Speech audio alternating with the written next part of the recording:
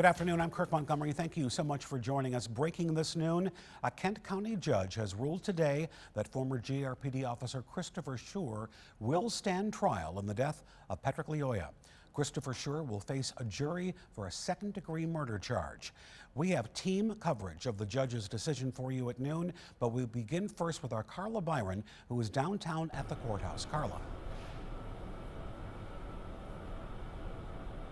Kirk, the real question here is whether or not the shooting death of Patrick Lyoya was justified. And the judge says that this is a decision that doesn't rest with him. It ultimately rests with a jury.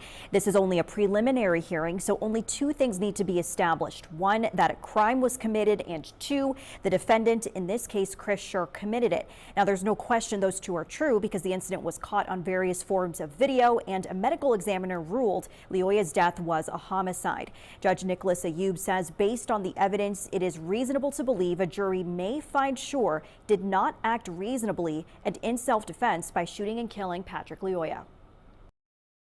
As a matter of public policy, reasonable minds can disagree about the extent to which police officers should be free to make judgment calls without the potential for incurring criminal culpability.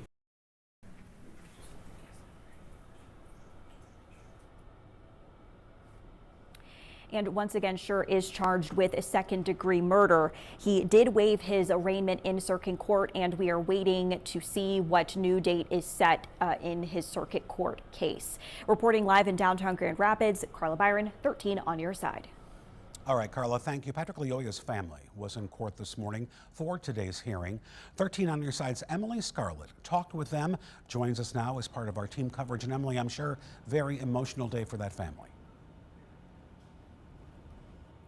Kirk, absolutely. Moments after today's hearing, we were able to speak with Patrick Lyoya's parents as well as their attorney, Ben Johnson. They talked about the slight sense of relief they're feeling after learning ex-GRPD officer Christopher Schurr will be heading to a jury trial facing a second-degree murder charge in Lyoya's death. Now, we want to play a couple different parts of our conversation for you. This was part of our earlier reporting. During this preliminary hearing, the defense brought up multiple accusations against Lyoya, claiming he had multiple bridge cards, credit cards, and licenses inside his vehicle that did not belong to him.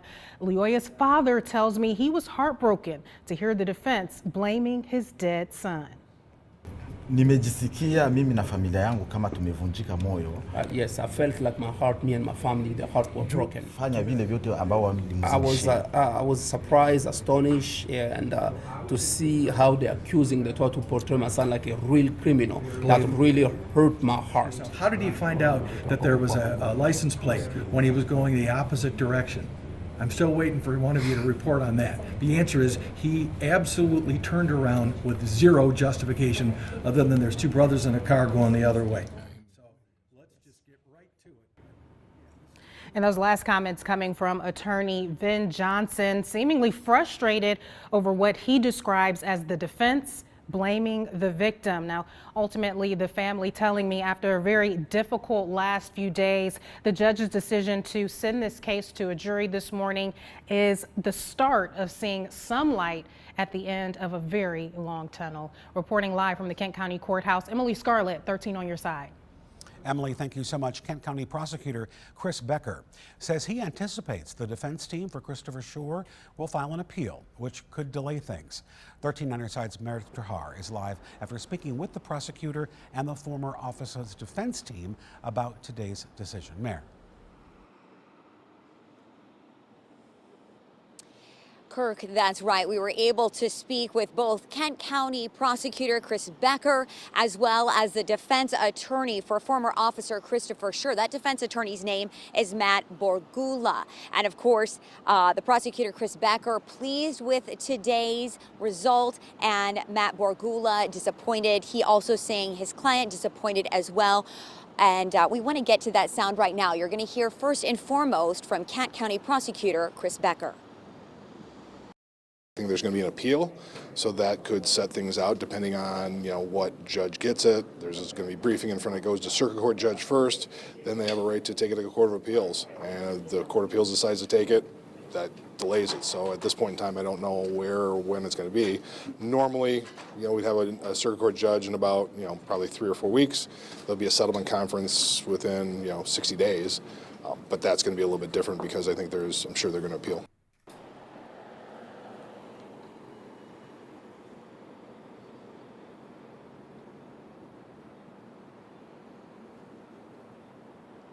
And now we want to bring you sound from Christopher Schurr's defense attorney, Matt Borgula.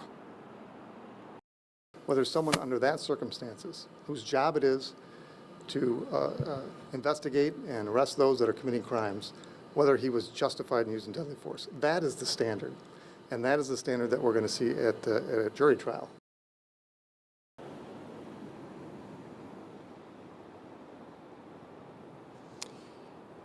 And we did ask the defense attorney, with all the publicity that this case has received since April, when this occurred, if in fact he may request a venue change. He said that will be up for discussion. Kirk? All right, Meredith, thank you so much. As the packed courtroom flowed into the hallway, reactions continued from several groups, including the local NAACP. Our Keely Levern joining us now from the newsroom. And Keely, who did we hear from today? Yeah, Kirk, we heard from the president of the Greater Grand Rapids NAACP, that's Clee Jackson. He says he and his colleagues have been following this case closely, and after court today said they have always strongly supported that charges be filed and that today they were happy that the case will be moving forward. Of the jurors.